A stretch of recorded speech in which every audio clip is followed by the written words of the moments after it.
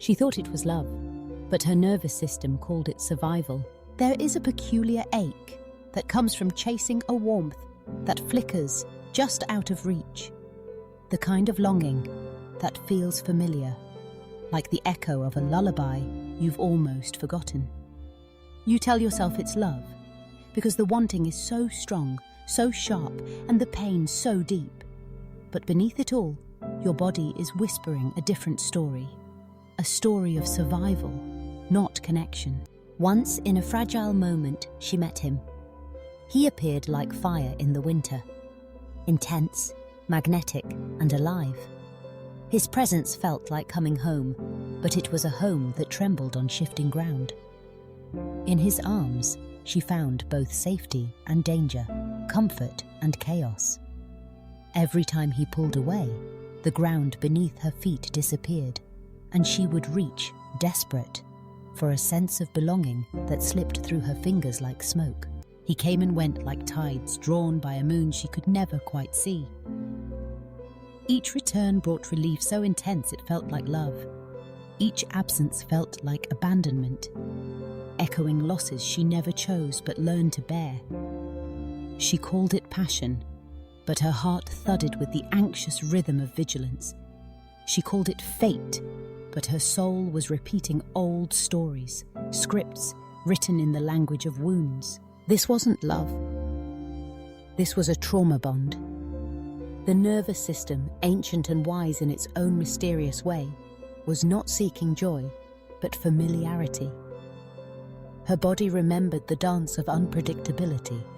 It craved the rush of hope and the crash of disappointment, because somewhere in her story, chaos had come disguised as affection. The trauma bond is a silent thread, woven in the shadows of childhood, linking the past to the present with invisible knots. It is the pull towards what you've always known, even when it hurts. It is a longing not for connection, but for resolution, for the lost embrace, the gentle word, the safety that never arrived. The nervous system is always trying to finish a song that never played out, to heal a wound by repeating the story, hoping for a different ending.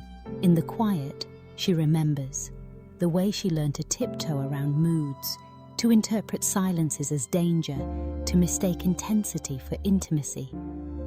The child within learned that love was earned through self-sacrifice, that closeness meant losing pieces of herself. And so, as a woman, she gravitated towards the familiar storms, believing that if she could just hold tight enough, love would finally stay. Carl Jung once said, "Until you make the unconscious conscious, it will direct your life, and you will call it fate." How many times had she called it fate? How many times had she mistaken the ache for destiny, the longing for proof that this must be love? Because it hurt so much, and because she kept coming back. But this is not fate. This is a story written by wounds, playing out in the theatre of her adult heart. The shadows of childhood, neglect, unpredictability, abandonment, became the blueprint for desire. The nervous system, always seeking safety, returned to what it knew, even if what it knew was pain. The trauma bond is not a reflection of your worth, but of your history. It is the nervous system's attempt to protect you, to keep you close to what is familiar, even if that familiarity comes wrapped in suffering. It is not your failure, but your body's wisdom, misguided, perhaps, but rooted in survival.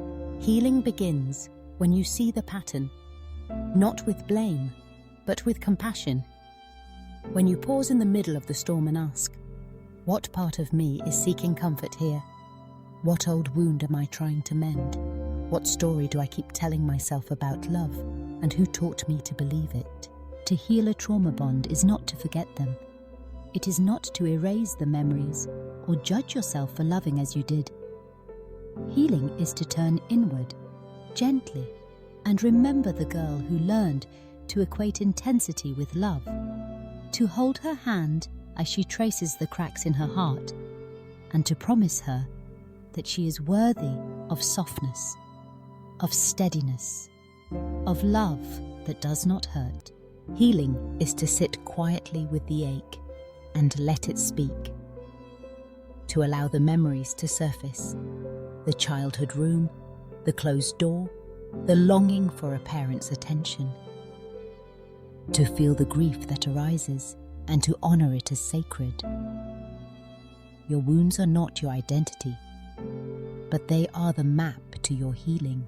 The nervous system can be rewired, attachment can be transformed, the inner child can be welcomed home.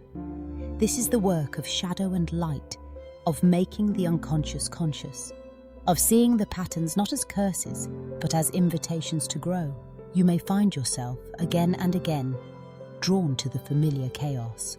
But each time you pause and notice, each time you choose to stay with your feelings instead of chasing the storm, you are breaking the spell. Each gentle breath is a step towards freedom. The work is slow. It is tender. Sometimes it feels like walking through a dark forest, unsure if the dawn will ever come. But as you move, step by step, the light begins to break through the trees. The ground becomes steadier beneath your feet. You learn to recognize the difference between longing and love, between intensity and safety. You remember who you were before the patterns took hold. You remember the dreams you had, the softness of your own heart. You remember that love does not have to be earned through suffering, that you are worthy of kindness, of patience, of a love that feels like peace. Let yourself grieve what was lost, the years spent searching for love in chaos, the parts of yourself you abandoned to keep someone close. Grief is the river that carries you back to yourself. It is the sacred gate through which healing enters. You did not fail because you stayed. You did not fail because you loved with all your heart, even when it hurt. You were doing the best you could with the story you were given. Your nervous system was doing its best to protect you, to keep you safe in the only way it knew how. Now, you get to choose differently. You get to honor the girl who survived by loving the way she did. And you get to teach her a new way, a way that is gentle, that is steady, that does not require you to lose yourself. You are not defined by who hurt you or by the patterns you inherited. You are defined by your willingness to heal, to grow, to become conscious. You are defined by your courage, the courage to look into the shadows, to ask hard questions, to choose yourself again and again. There will be moments when the old longing returns, a familiar ache, a desire for intensity. In those moments, pause, breathe. Place a hand on your heart and remind yourself this is not love. This is an old wound seeking healing. I am safe now. I am here for myself. Let it be slow. Healing is not a race, but a blossoming. Like a flower rising from cracked soil, you expand towards the light, one petal at a time.